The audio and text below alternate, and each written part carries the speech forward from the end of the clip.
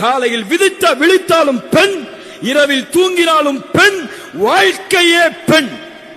அவனுக்கு தேவை I love you என்ற வார்த்தை. இதுதான் வாழ்க்கையின் லட்சியம், குறிக்கோள், நோக்கம். அதற்காக எத்துணை ஆண்டுகளையும் தியாகம் செய்வான். ஒரு முஸ்லிம் வாலிபன்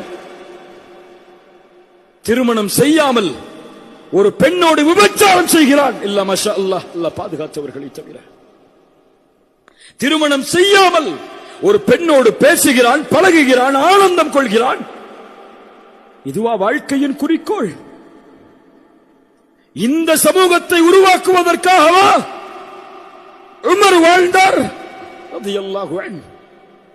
இந்த சமூகத்தை உருவாக்குவதற்காகவா சுமையா கொல்லப்பட்டார்?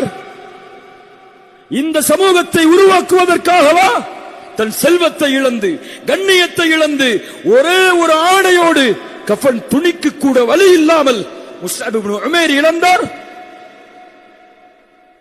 இந்த சமூகத்தை உருவாக்குவதற்காகவா ஹம்சா ரசூலின் சாட்சா ஈரக்குலை கடித்து துப்பப்பட்டு ஷஹீதானார்?